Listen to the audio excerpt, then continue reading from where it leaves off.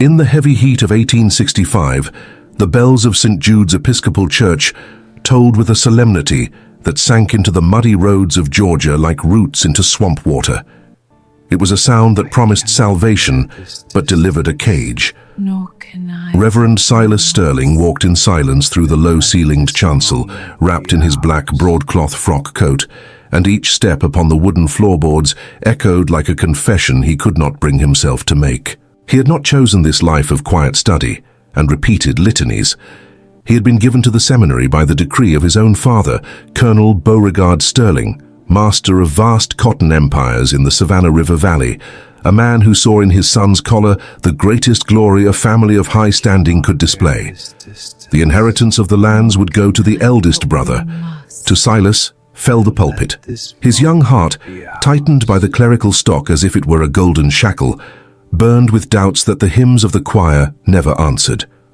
The white steeples and polished pews, so dazzling to the congregants who arrived in carriages through the dust of the lane, were to him a cell more elegant than any slave cabin of timber and daub, but no less suffocating. Silas's gaze wandered over the verse-etched plaques on the walls, and in that paradox lay the knot that strangled him night after night. The scriptures of mercy read by men who held the whip, exposed as glory in a house that preached the soul and closed its eyes to the chain. There was no peace in that place.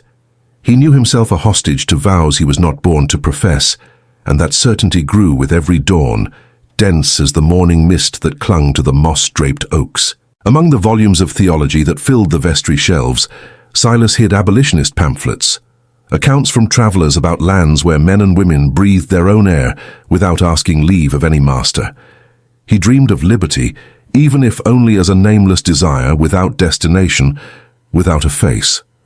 But destiny, as it always does with those who try hardest to ignore it, took care to give him a face that night. The summer rain fell upon the cedar shingles of the parish with the stifling weight that precedes a great storm.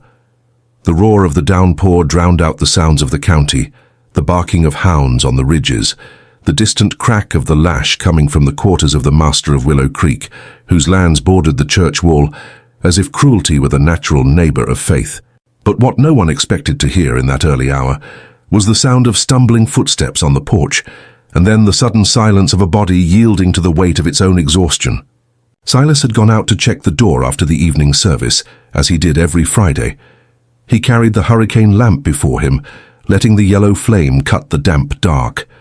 The smell of wet earth mingled with the old pine scent that had permeated the church for decades, and it was there at the crossroads of the sacred and the worldly that he found her.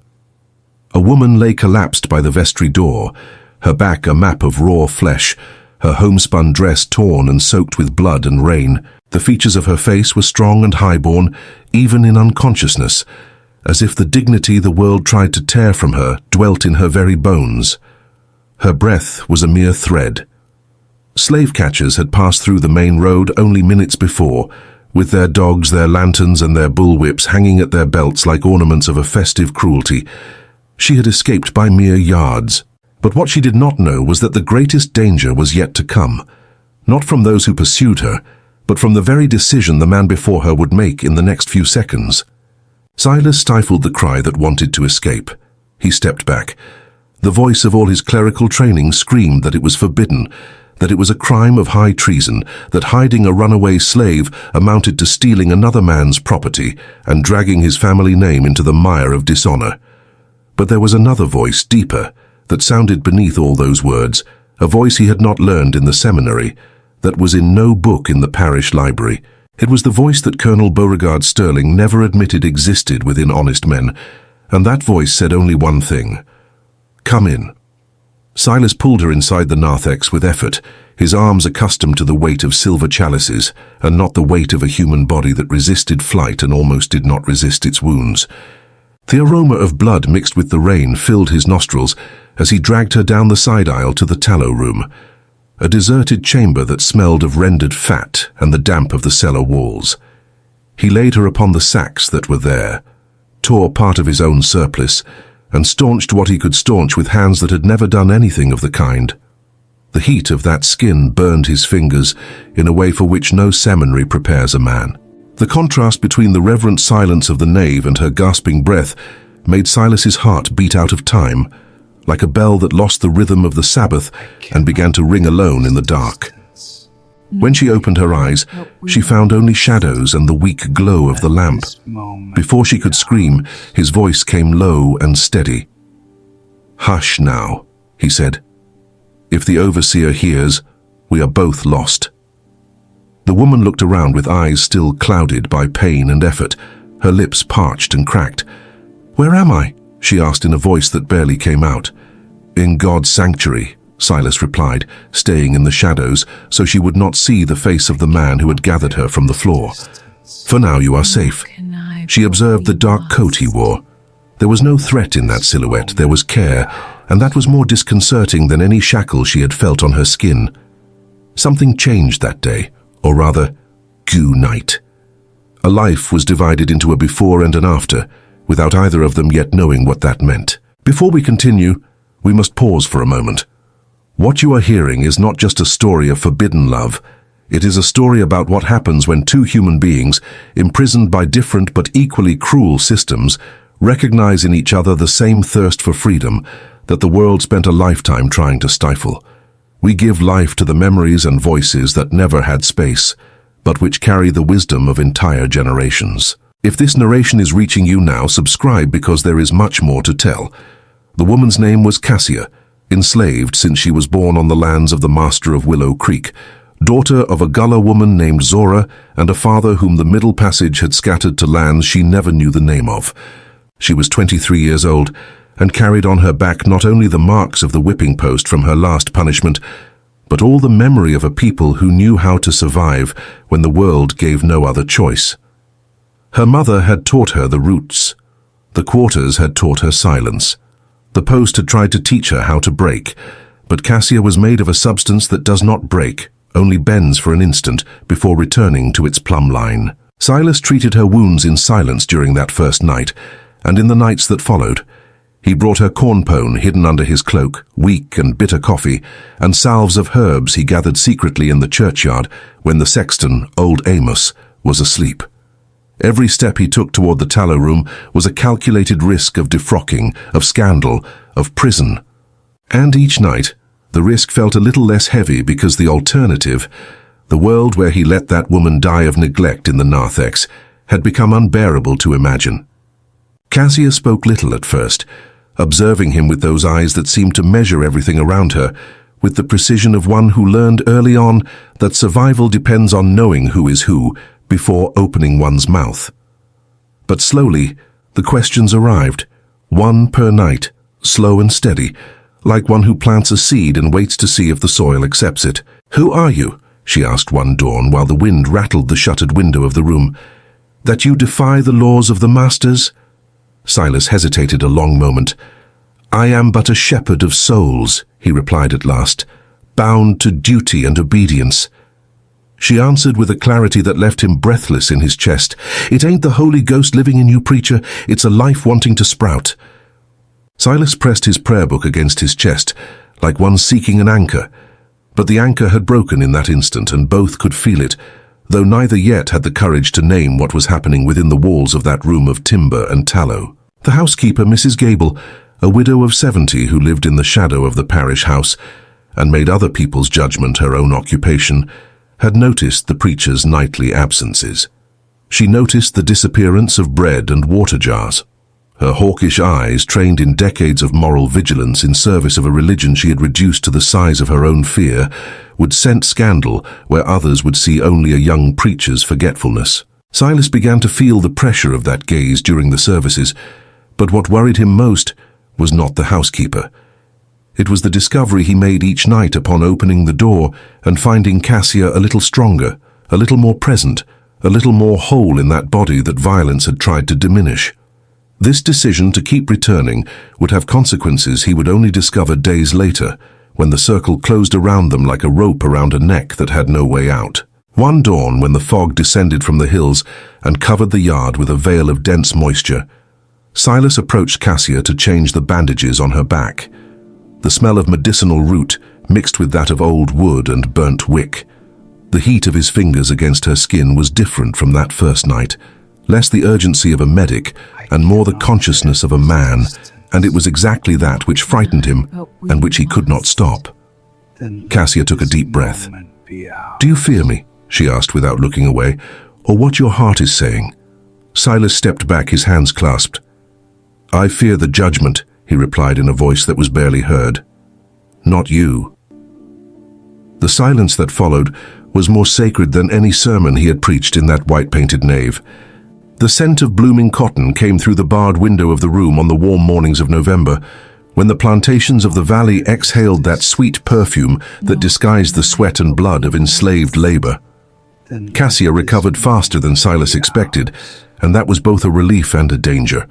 The stronger she became, the more present she was, more real, more impossible to ignore as a full human being, who had been imprisoned by a law that Silas had learned to call natural, and which every day seemed to him more like the greatest of aberrations.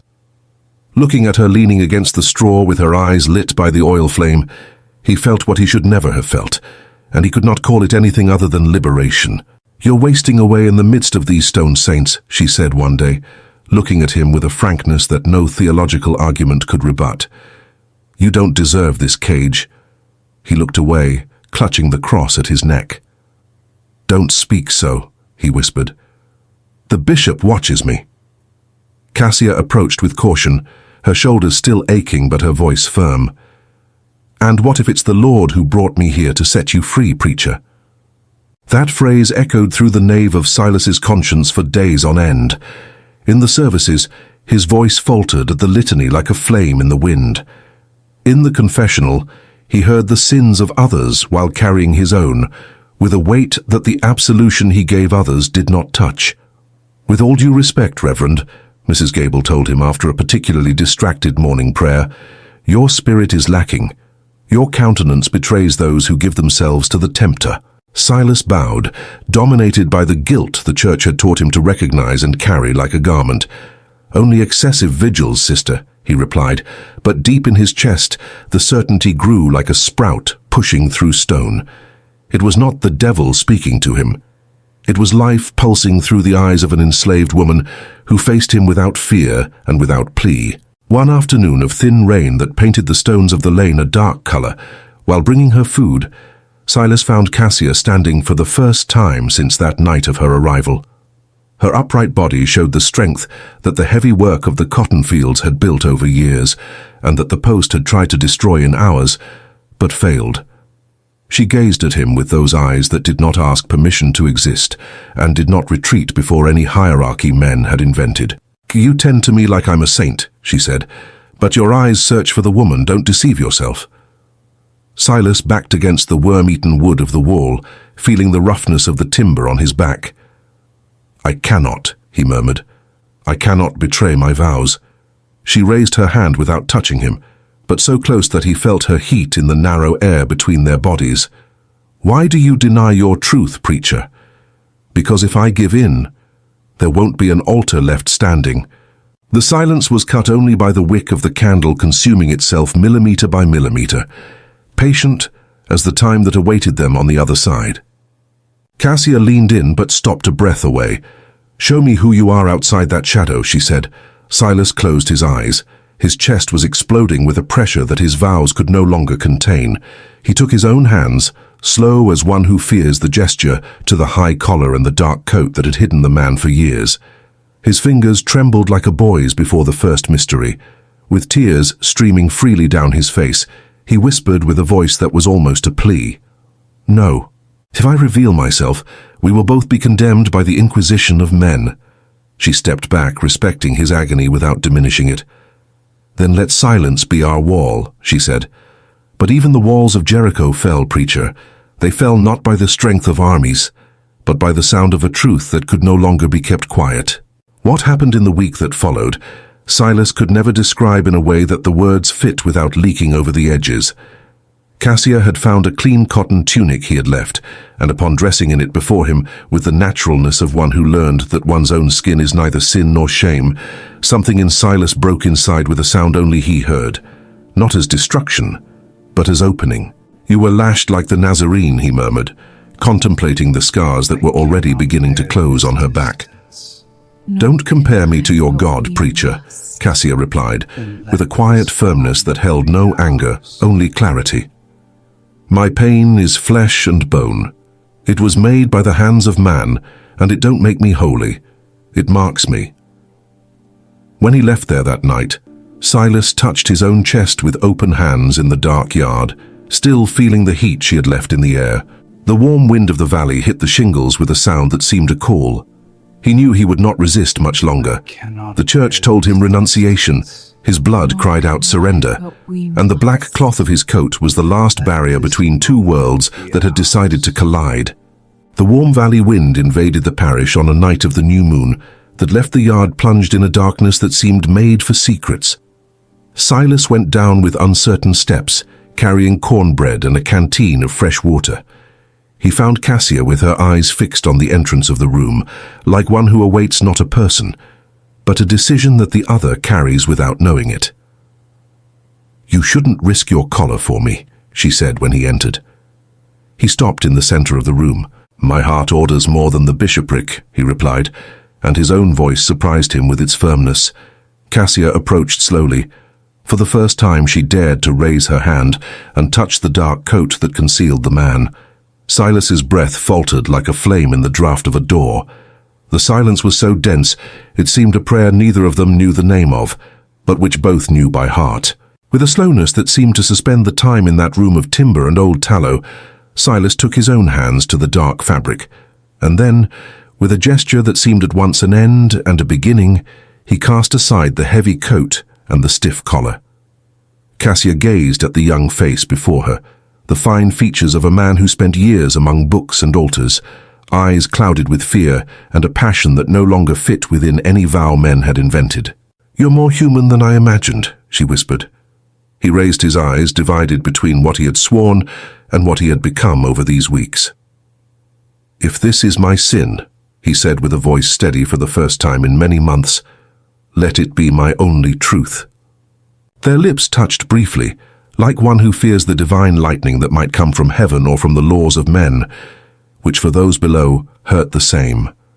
But soon the kiss became ardent, full of the life that was denied to them by the slave quarters and by the seminary, full of everything that Colonel Beauregard Sterling could never buy with lands or destroy with power. Silas felt his blood boil, not in blasphemy, but in a humanity purer than any prayer he had prayed with closed eyes. "I always asked God for a sign," he murmured when their lips parted. "Maybe he sent me your courage so I could learn what real love is."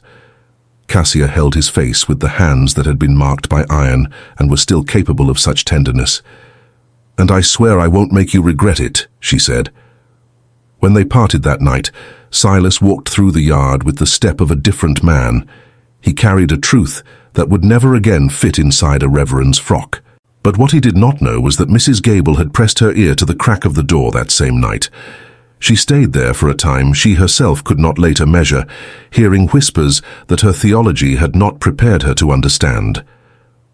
At dawn, the housekeeper summoned an emissary with the dry urgency of one who executes a sentence she believes to be just, and the emissary set off at a gallop toward the lands of Colonel Beauregard Sterling. The rumor spread through the county like fire in dry brush. Church ladies whispered by the well with low voices and wide eyes. Congregants diverted their gaze at the collection plate. The bishop sent word of a pastoral visit, and Silas felt the walls of the parish closing in around him, like the bars of a cell he had not seen being built stone by stone. Cassia also perceived the narrowing of the circle. Hounds barked at the walls at night in patterns she recognized from childhood, patrols of the overseer, not stray dogs.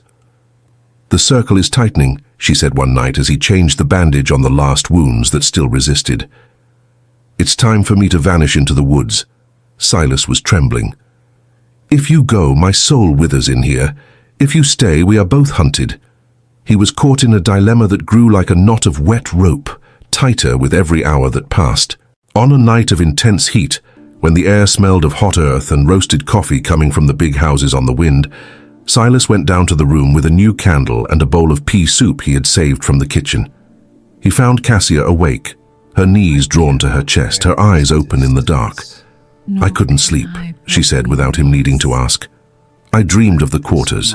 I dreamed of my mama pounding roots in the mortar before the driver woke everyone up with the wooden bell. Silas sat on the crate facing her and remained in silence because he had learned in the previous weeks that there was a type of pain that asks for presence and not an answer. The candle flame cast shadows on the timber walls that moved like figures in a theater only the two of them saw. She was free when she worked with the roots, Cassia said after a long silence. My mama. Inside her work, there was something the master couldn't take. The knowledge of the plants, the memory of the cures. I learned by watching, and that's what I carry. Silas listened. I carry the Latin I learned in the seminary, he replied slowly, and for years I used it to pray words I no longer believed.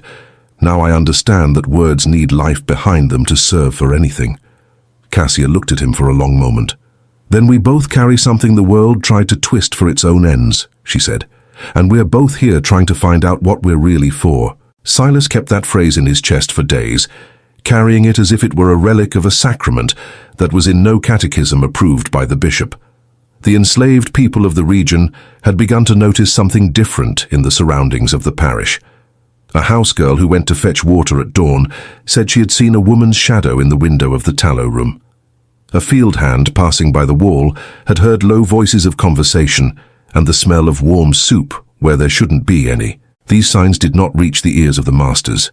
They reached the ears of the enslaved, who guard the secrets of others with more care than any safe in the big house, because they know better than anyone what happens when a secret is delivered to the wrong power.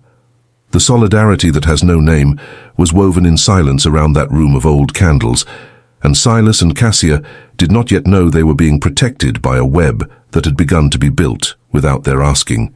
But then something happened that no one expected in that parish. The most unlikely link in the chain revealed itself.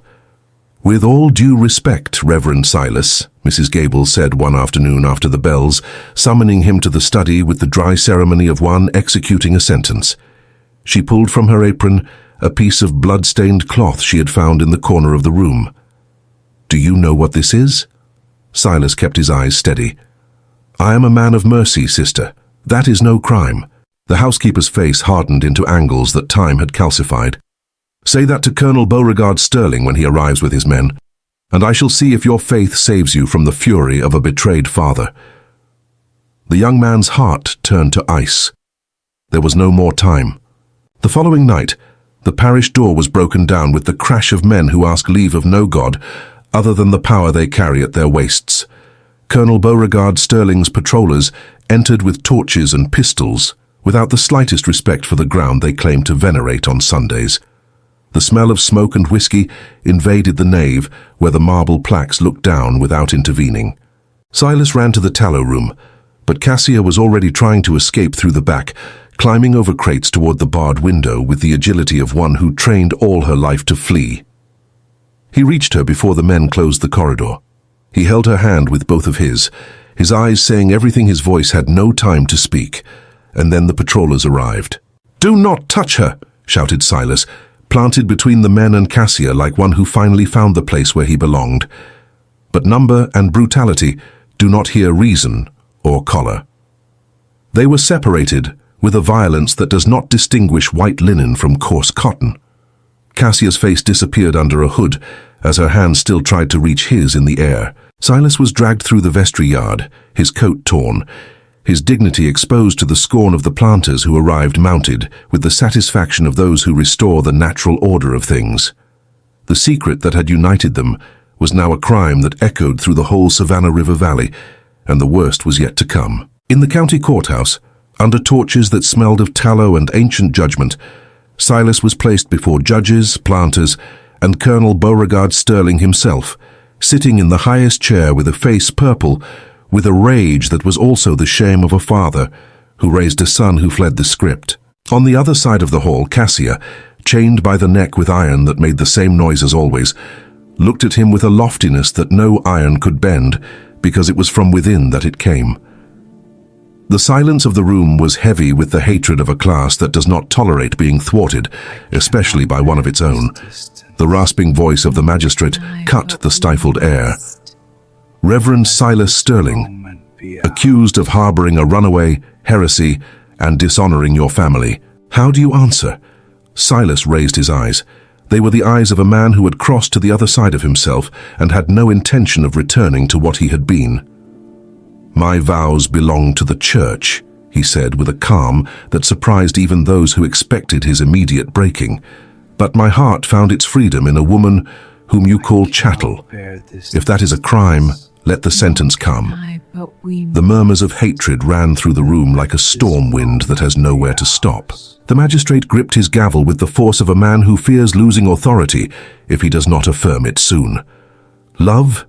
You call this surrender to degeneracy, love? Cassia tried to speak and was silenced by the leather gag, but her eyes spoke for her, and what they said no one around could fail to hear, though many tried. Colonel Beauregard Sterling stood up with the voice of one who cuts a blood bond, with the coldness of one who prunes a dry branch in a bad season. This man is no longer of my blood. Let justice treat him as a renegade, without family and without land. The words cut the air like a scythe in harvest time, and the courtroom went silent for a second that lasted years. Silas almost yielded. The weight of that familial abandonment descended upon his shoulders like a load of iron. But Cassia, chained, leaned toward him, trying to reach his shadow with her shackled feet, and that gesture was enough. The magistrate announced that both would be taken to the public square the following day. The people must see what happens to those who strike at the order that sustains our plantations and the prosperity of this land. Silas's heart went cold, but something deep within did not. It remained lit with the temperature of a certainty that no sentence could extinguish. In the stone cell where they were left throughout the night, Silas knelt before a cross of straw someone had tied to a dry branch fixed to the damp wall. Lord, he said in a low voice that brushed against the silence of the room, do not let me falter now. I know I erred before men and before the vows I uttered, but if love is your breath in the human chest, it cannot be a curse.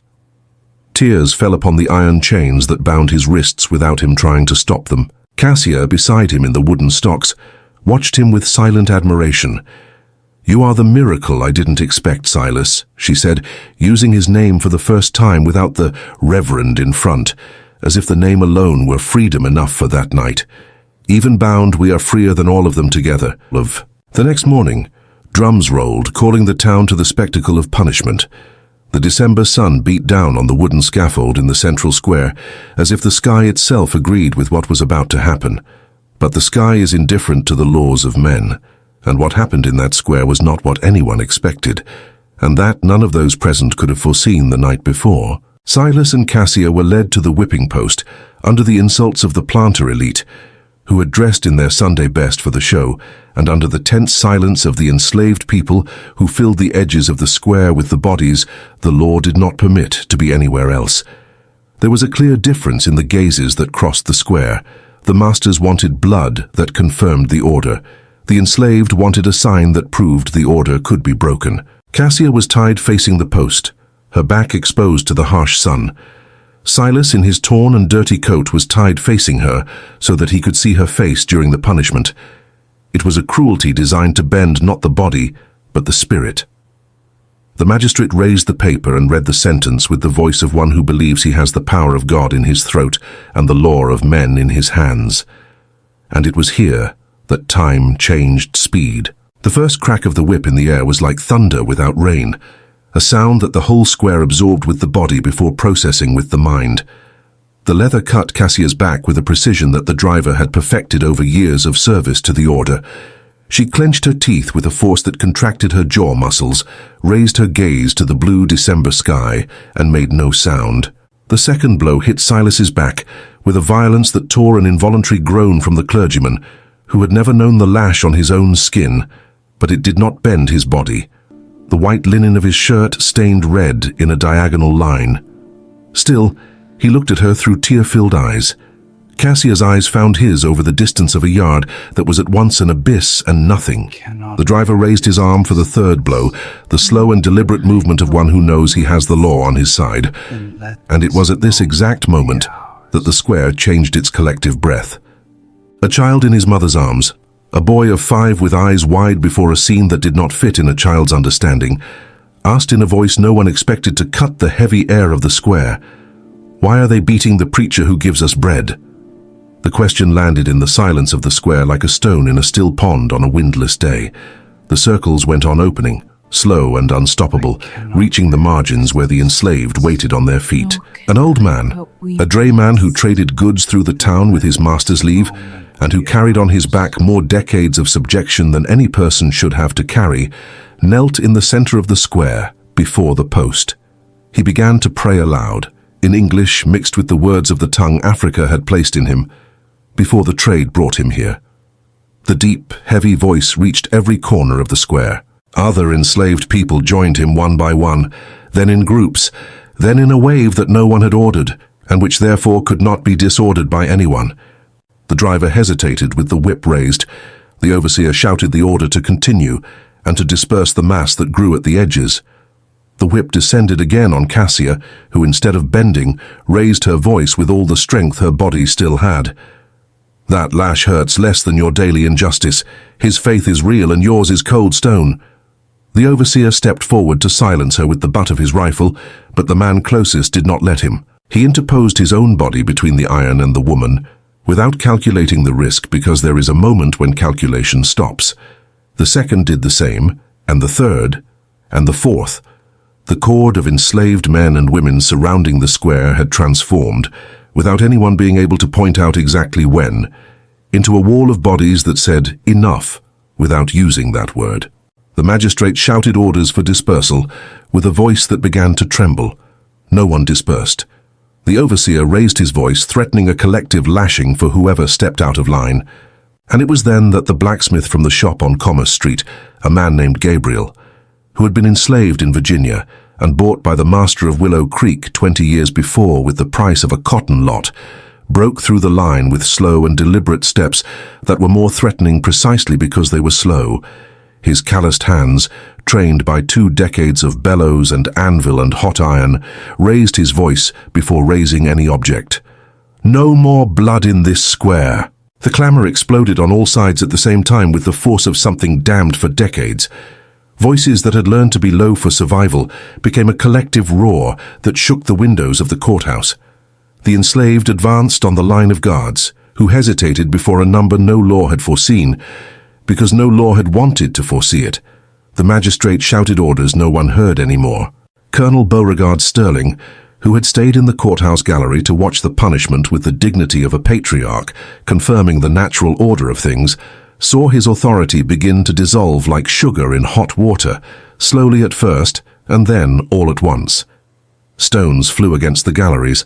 Torches flew from hands that had never held anything but the master's tools, and that detail was the most subversive of all. Cassia rose with the strength that only exists on the other side of pain, when the body discovers it still has more than it thought. The chains on her neck were burst by the hammers of blacksmiths, who advanced against the gunpowder with chests open and eyes on the horizon. She faced the square taken by a revolt that had been germinated by decades of forced silence, and when she spoke, her voice reached every corner of the square, every window, every ear that had learned not to hear. "Fight for the life that is yours. Do not fear those who call themselves owners of people in the name of Christ, and don't read the Bible they preach." The roar that answered shook the roof shingles and reached the cotton fields of the valley, like a wind different from all the winds that land had ever felt. Silas, his back bleeding and his arms freed by a young man who cut the ropes with a work knife, raised his hands to the December sky. "I do not fear the judgment of men," he said with a voice that came out clear as a bell at 5 in the morning. "I fear the silence before the pain of another."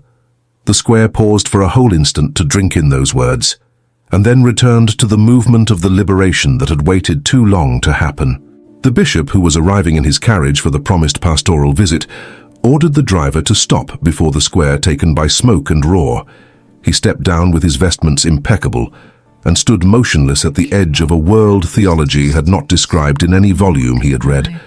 His morality collapsed before the naked truth that a church which preached mercy had been silent for decades, while men lashed other men in the name of sacred property. Mrs. Gable from afar prayed with the beads in her trembling hands and eyes closed. For the first time in many years, she did not know to whom she was asking what, nor if what she asked was what she should. Cassia's chains fell on the cobblestones, with the metallic sound of an era that does not close with a bang, but with the sound of iron on stone. The church bells began to ring frantically, but it was not the hands of the clergy ringing them. It was the people who had climbed the belfry and who rang without a score, for the savage pleasure of making a noise that cannot be ordered to stop. The quarters were opened from within and from without. Colonel Beauregard Sterling fled on foot into the church, seeing his 30-year authority turn to smoke, in the same square where it had been built upon the suffering of others. Cassia, staggering but standing with the posture of one who has been closer to the ground than this, and returned, took Silas by the arms. "I won't let you die here," she said, with the determination of one who still has much to do in the world before resting. He leaned his weight on her, his coat in tatters, his faith cleaner and more intact than it had ever been inside a gilded nave. "If we get out of here," he said, "let it be to preach that no man is born with a chain on his neck, and no woman is born the property of anyone." The people opened a path for the two of them to flee through the back alleys of the town, protected by the revolted wave of the enslaved, who had decided on that exact day that fear had charged enough of each of their lives. Between the fire and the cry of freedom echoing through the cotton fields of the valley, Silas and Cassia disappeared into the woods like those entering a world still being built. Upon entering the shadow of the forest, Silas stopped a moment and looked at the valley one last time. The chimneys of the cotton gins still smoked with the usual normality, but there was a different smoke rising from the town square, the smoke of a time that had reached the end of its run and stopped. "Lord," he said in a choked voice that mixed weeping with certainty, "if this was the price to open a people's eyes, I would pay it 1,000 times and once more." And then he entered the shadow of the woods, with the woman who had broken the vows that bound him to the altar, and returned to the world a man who was lost inside a preacher's coat. They were guided by trails only the Maroons knew, paths that appear on no crown map, to a hidden village in the folds of the hills where the cotton did not reach and the patrollers rarely came. They arrived at dawn, received by drums played in a tone of welcome, and gazes that recognized in both the common mark of those who crossed the fire and came out the other side with a soul more whole than when they entered. The blood on both their backs had dried during the trek through the dense woods, but the scars that remained were of another kind than the previous ones. They were the kind of scar that turns into history when the person who carries them decides to tell it. Silas, without the coat but with a faith more present and alive than it had ever been inside a cold stone nave, taught letters to the children of the village with the patience of one who finally found the right altar for his gifts. Cassia, master of the roots her mother Zora had taught her before life separated them, healed those who arrived fleeing from the plantations of the valley with the hands that one day had been marked by the post, and which now pointed the way of healing for others. The love between them was no longer a secret or sin or crime. It was the visible pillar of that free community, the living proof that the affection which refuses to obey cruelty is the only form of faith that does not rot when exposed to the true sun. "Your cross is light now," she said one golden morning, when the sun entered through the timber window of the simple house they had built together with their hands and with the help of the village neighbors. He looked at her with the eyes of the man who had disappeared under the coat for years and reappeared on the other side more himself than he had ever been. "My cross is now of flesh, bone, and love," he replied, with the smile of one who arrived where he should be. "God wanted me a man, not a marble statue to be venerated from the outside and hollow within." Tears flowed freely down Cassia's face as she laughed, and that laugh on that mountain morning sounded like the freest sound the Savannah River Valley had produced in many years of cotton and forced silence. In the village in the hills, the months passed with the lightness of one who learned that time belongs to everyone equally when there is no master to count it. The community grew. Enslaved people fleeing the plantations of the valley arrived in small groups on moonless nights, guided by signs only the initiated recognized in the bark of trees and the song of certain birds. Cassia received them with warm broth and the hands that knew the pain they brought on their backs and in their eyes. Silas received them with words that did not come from any book the seminary would have approved, but which reached the heart with more force than any homily he had memorized. The community built its own rites. It celebrated births under the hill stars. It buried the dead with the respect the slave quarters could never give. It planted beans and corn and greens in the patches opened by the collective arm. The children grew knowing the names of the roots, the stories of the ancestors, the letters Silas taught with the patience of one who knows that freedom begins when one can name one's own world. And there was a girl, born in the village in the second year after their arrival, who received both names. Zora Cassia, in honor of the grandmother who could not see her granddaughter born free. This girl would grow up to teach others, and those others would teach yet others, and the chain that begins in the love between Silas and Cassia did not end with them. Colonel Beauregard Sterling died 3 years later, bitter and forgotten by those he had believed would honor him, the lands disputed by heirs who never knew how to build anything more than debts and resentment. But the story of the preacher who had abandoned the altar for an enslaved woman and set fire to an entire square in the valley ran through the South as a dangerous and necessary legend, the kind of legend that those who are afraid need to call a lie to manage to sleep. Many told it low so as not to wake the masters who still slept. Others sang it openly in the quarters that resisted by the dark riverbanks. The love of Silas and Cassia became that which no court can confiscate. It became living memory that passes from mouth to mouth like a coal that does not let itself go out.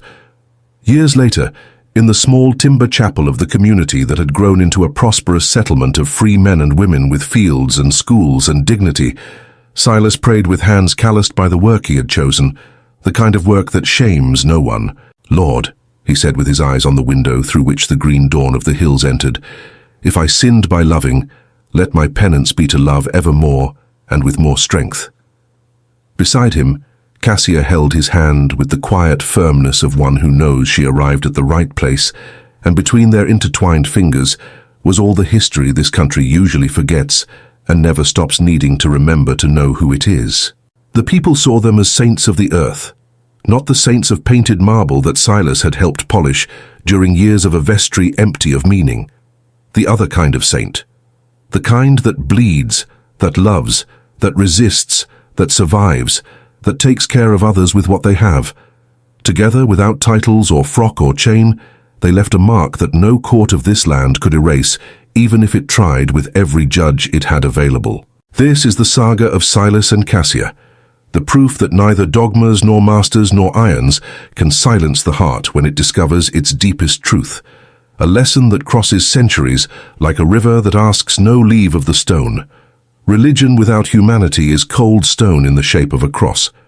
But love with purpose is the very voice of God speaking through the mouths of those who were silenced for too long. If this story reached you today, it was not by accident. It was because there are voices that need to be heard, memories that need to be preserved from the shadows, and people who need to know that resistance and love have always walked hand in hand in this land since before the name it carries existed. Subscribe now. Share this narration with those who need to hear it. Leave your mark in the comments so that more hearts awaken to the truth that sets free. The country that is still to be told and known and respected begins here with you now in this moment.